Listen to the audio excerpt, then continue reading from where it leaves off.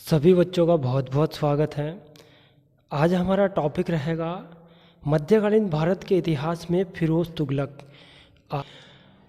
हम तुगलक वंश में गयासुद्दीन तुगलक के इतिहास को पढ़ने के बाद मोहम्मद बिन तुगलक के इतिहास की हमने 6 योजनाओं को देखा था। मोहम्मद बिन तुगलक ने अपने जीवन काल में सर्वाधिक विद्रोह इसी काल में होते हैं।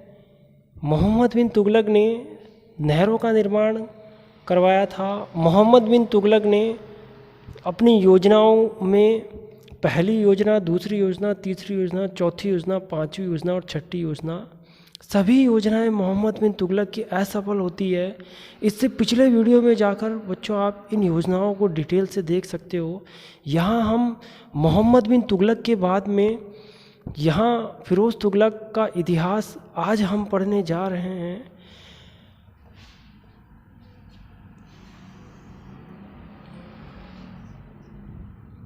इनका फिरोज तुगलक का समय काल 1351 से 1388 रहता है। यहाँ 1351 में मोहम्मद बिन तुगलक की सिंध प्रांत के पास थट्टा नामक स्थान पर मृत्यु हो जाती है। मोहम्मद बिन तुगलक सिंध प्रांत में गुजरात के गवर्नर मलिक बागी को पराजित करने के लिए जा रहे थे और ये सिंध प्रांत पहुंचते हैं और वहां पहुंचने पर इस स्थान पर इनकी मृत्यु हो जाती है। इनकी मृत्यु के बाद दिल्ली सल्तनत के इतिहास में फिरोज तुगलक सिंहासन पर आसीन होते हैं। बच्चों, फिरोज तुगलक सिंहासन पर आसीन होने के बाद इन्होंने अपने दरबार में 23 प्रकार के जो टैक्स जनता से वसूल किए जाते थे उनको समाप्त कर दिया था। फिरोज तुगलक ने यहाँ 4 प्रकार के टैक्स जो इस्लाम धर्म के कानून के शरीयत के आधार पर लगाए थे। पहला होता है ज़कात टैक्स, दूसरा टैक्स खराज होता है, तीसरा टैक्स खम्स होता है, चौथा टैक्स जजिया होता है। यहाँ ज़कात क्या होता है बच्चों, यहाँ खराज क्या होता है, यहाँ खम्स क्या होता है, यहाँ जजिया क्या होता है। ज़कात का मतलब होता है धार्मिक टैक्स जो मुसलमानों से राज कल्याण के लिए जो वसूल किया जाता था वो ज़कात कहलाता था। खराज भूमि कर होता था जो किसानों से वसूल किया जाता था। युद्ध में जो लूट का माल प्राप्त होता था वो राजा को देना पड़ता था, वो खम्स कहलाता था। और ब्राह्मणों से जो टैक्स वसूल गैर मुसलमानों से जो टैक्स वसूल किया जाता था उसको जजिया टैक्स कहते हैं। यहाँ फिरोज तुगलक दिल्ली सल्तनत का एक ऐसा सुल्तान था जिसने भारत के इतिहास में ब्राह्मणों पर जजिया टैक्स लगाया था। ब्राह्मणों पर यह टैक्स लगाया जाता है। कहा जाता है कि जिन सुल्तानों ने जजिया टैक्स लगाया था बच्चों, उन्होंने गरीबों को छोड़ दिया था, लूले लंगड़े व्यक्तियों को छोड़ दिया था। जो ब्राह्मण थे उनसे टैक्स नहीं लिया जाता था, जो देने की स्थिति में नहीं होता था उनसे जजिया टैक्स नहीं लिया जाता था। लेकिन फिरोज तुगलक दिल्ली सल्तनत के इतिहास में तुगलक वंश में इन्होंने ब्राह्मणों पर ये टैक्स लगाकर उन पर घोर अत्याचार किया था। जहाँ हम एक तरफ हम ये देख रहे हैं कि उस दरबार पर सिंहासन रूढ़ होने पर उसने 23 प्रकार के टैक्स समाप्त किए, वहीं उसने इस्लाम के आधार पर 4 टैक्स लागू किए और ब्राह्मणों पर जजिया टैक्स उसने लगाया था। यहाँ हम फिरोज तुगलक के मुद्रा में सुधार को देखा जाएगा। यहाँ सैनिक सुधार को जान पाएंगे। यहाँ हम फिरोज़ तुगलक के सैनिक अभियान को जान पाएंगे।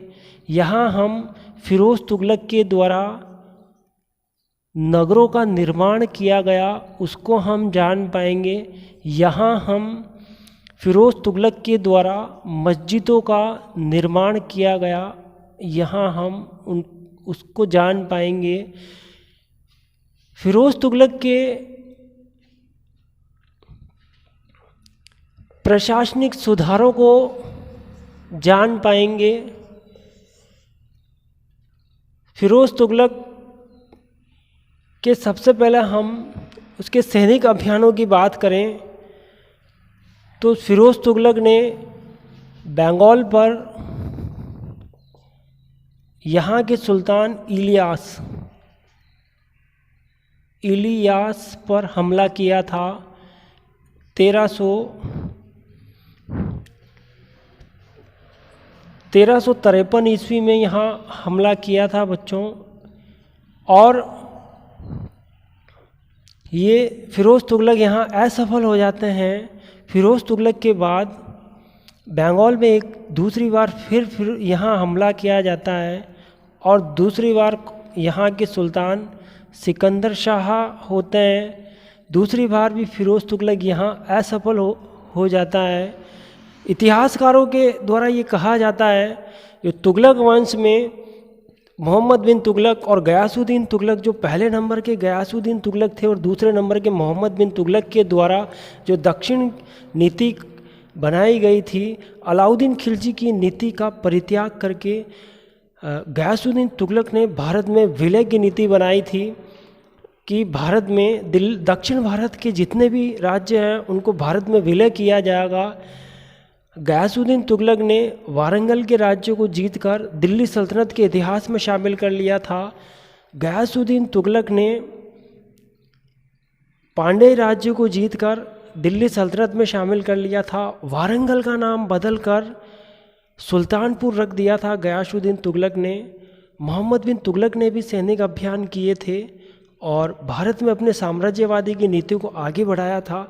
लेकिन यहाँ फिरोज़ तुगलक के लिए कहा जाता है कि दिल्ली सल्तनत से जो राज्य पृथक हो गए थे और जो स्वतंत्र हो गए थे, आज़ाद हो गए थे, ऐसे राज्यों को वापस शामिल करने के लिए फिरोज़ तुगलक ने ऐसी कोई योजना नहीं बनाई।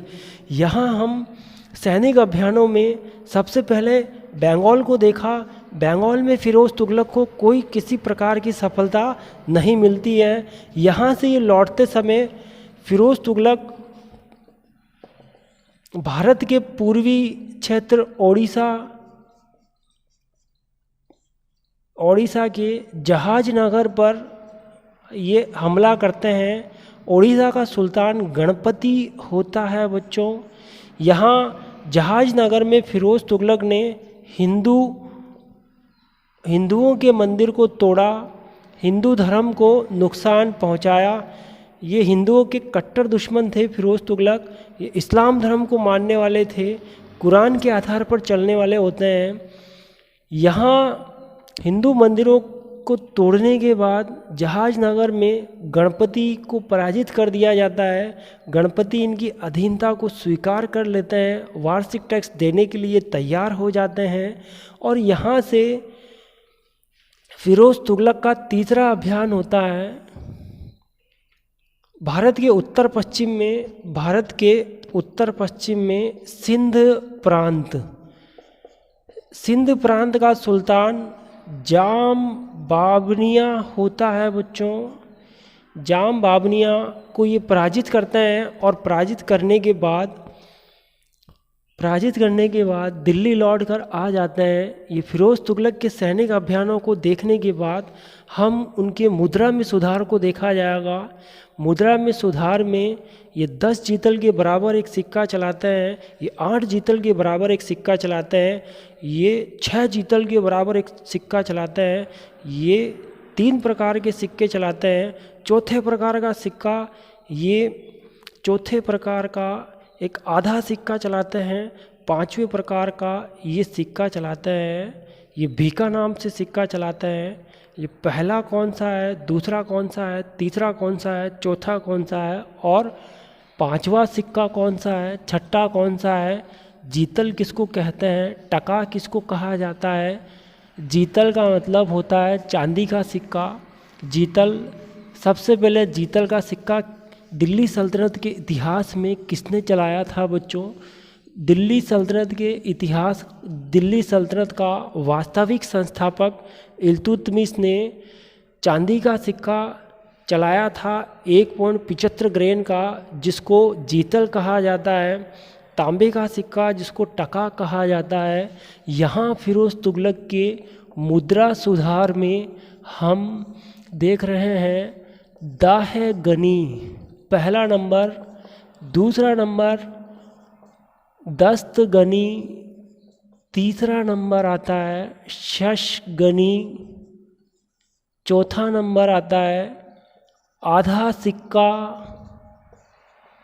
और पांचवा नंबर आता है भीका सिक्का। यहाँ दहागनी से मतलब होता है 10 जीतल के बराबर होता है बच्चों। दस्तगनी का मतलब होता है 8 जीतल के बराबर होता है। शशगनी का मतलब है 6 जीतल के बराबर होता है। आधे सिक्के का मतलब होता है जीतल का आधा भाग, आधा सिक्का कहलाता है। भीका से मतलब होता है जीतल का 1/4 भाग, भीका सिक्का कहलाता है। ये मुद्रा में सुधार करने वाले कौन हैं बच्चों, ये फिरोज तुगलक हैं।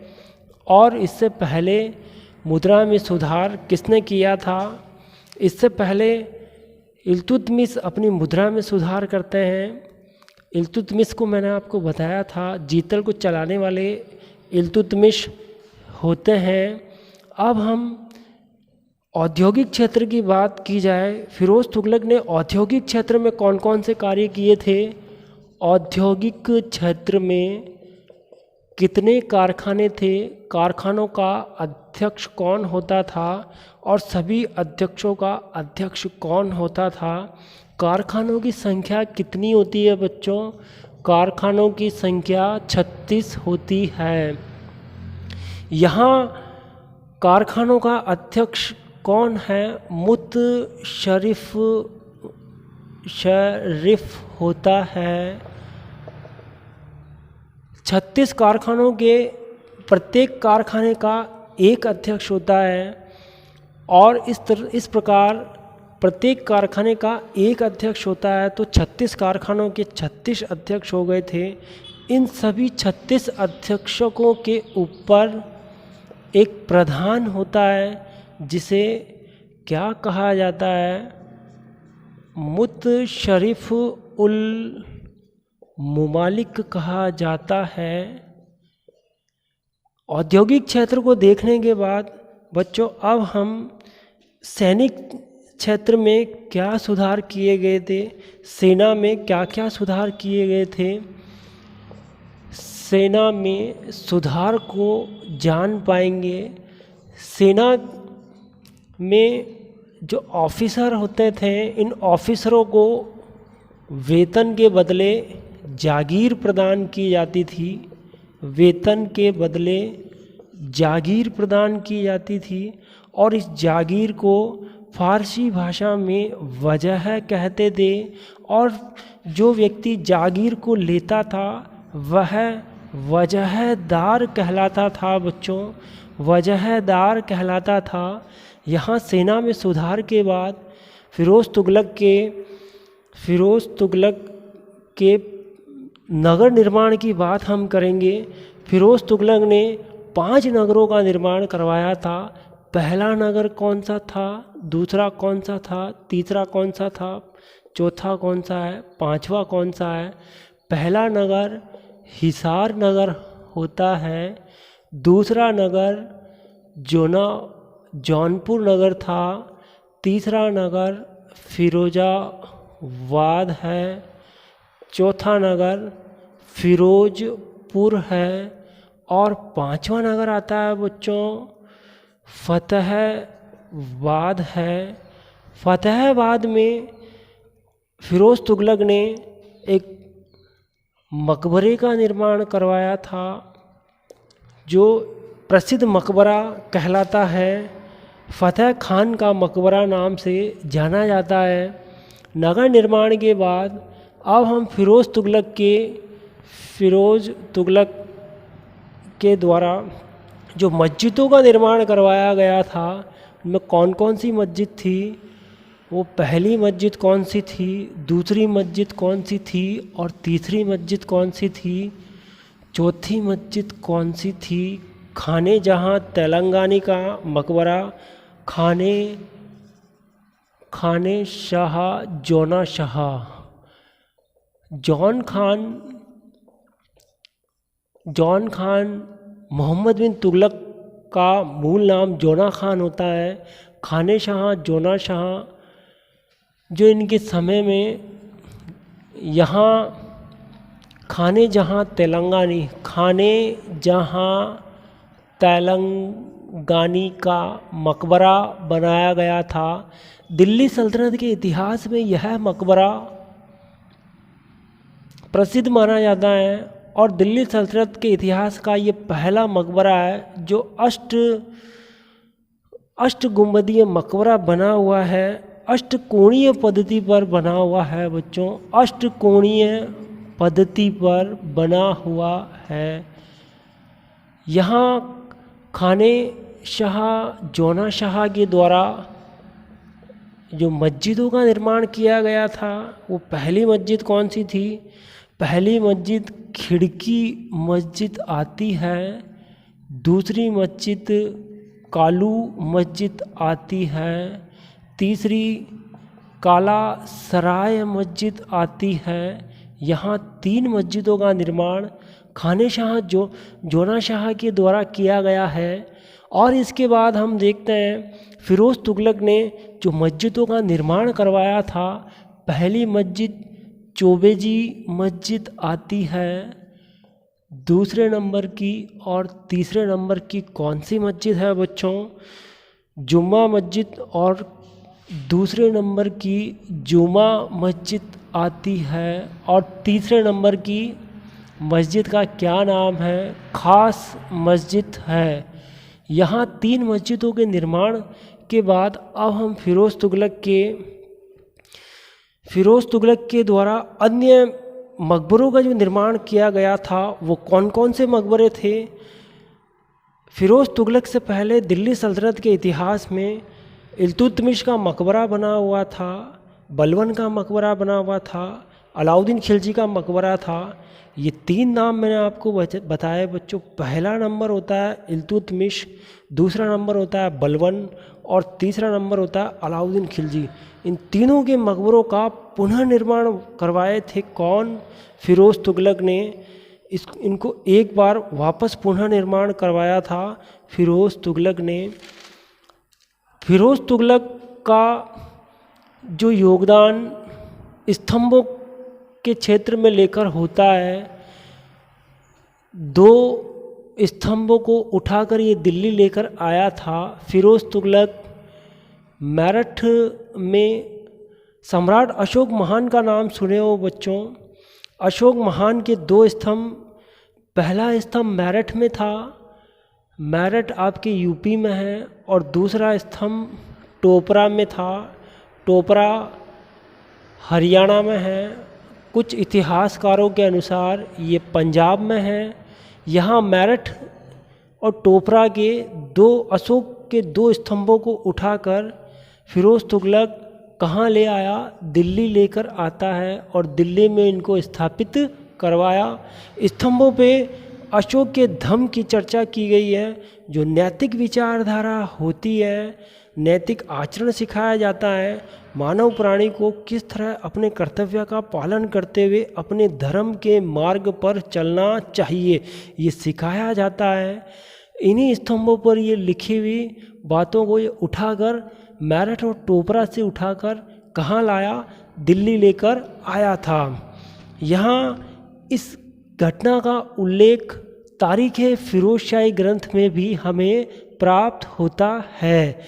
अब फिरोज तुगलक की हम बात करें तो इसने नहर प्रणाली, नहरों का निर्माण करवाया था, जो कार्य अधूरा बीच में रह गया था।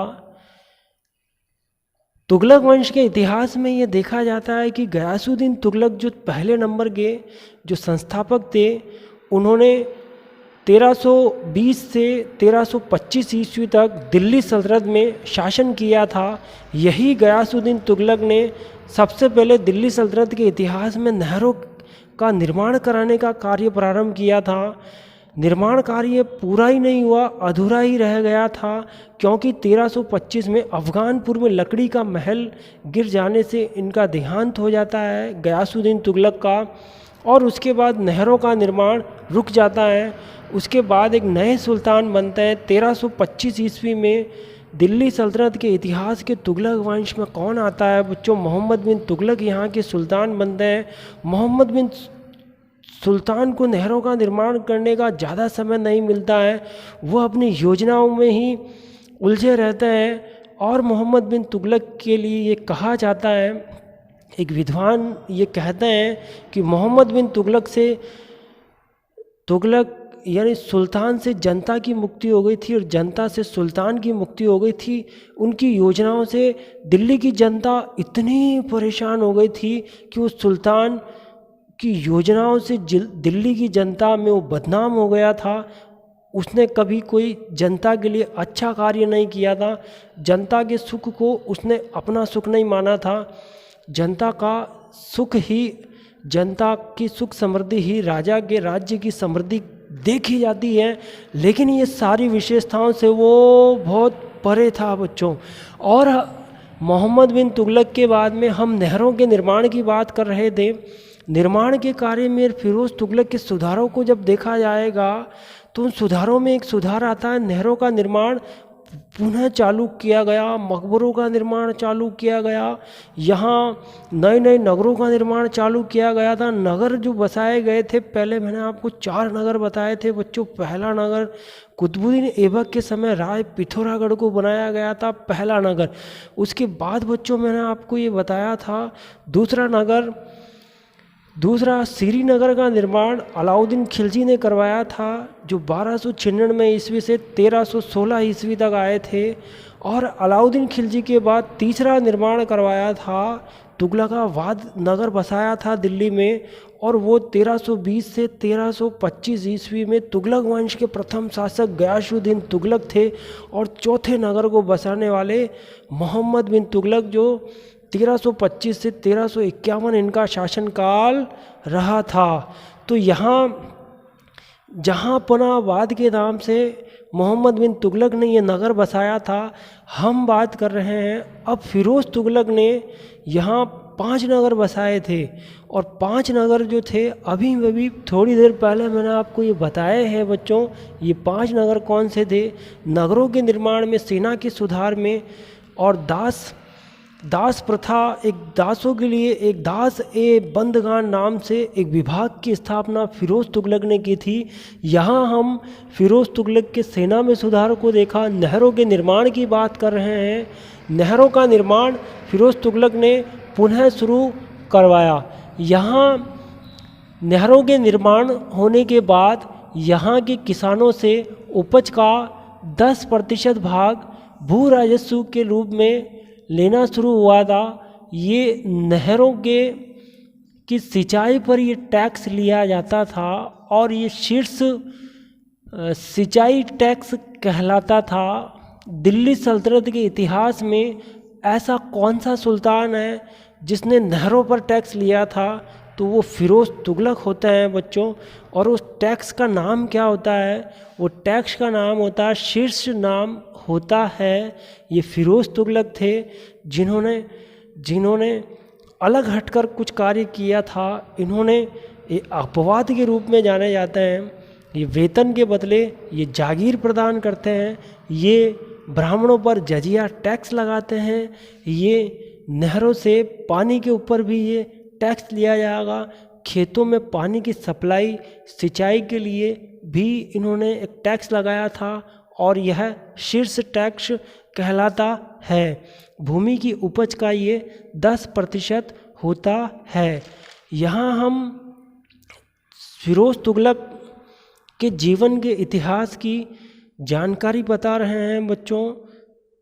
और हमने फिरोज़ तुगलक का जो ये तथ्य हमने आज देखे और आज के लिए बच्चों इतना ही काफ़ी है। और हम आपके लिए नेक्स्ट वीडियो में फिरोज़ तुगलक के प्रशासनिक सुधारों की बात करेंगे कि फिरोज़ तुगलक ने अपने प्रशासन में कैसे सुधार किया था, फिरोज़ तुगलक के आर्थिक सुधार क्या थे, फिरोज़ तुगलक की राजस्व नीति क्या थी, फिरोज़ तुगलक ने जो सैनिकों के साथ कितने सैनिक रखे थे, कौन अध्यक्ष होता था, किसको क्या जागीर के रूप में क्या दिया जाता था, ये सब हम नेक्स्ट वीडियो में हम आपसे बात करेंगे, हम आपसे रूबरू होंगे।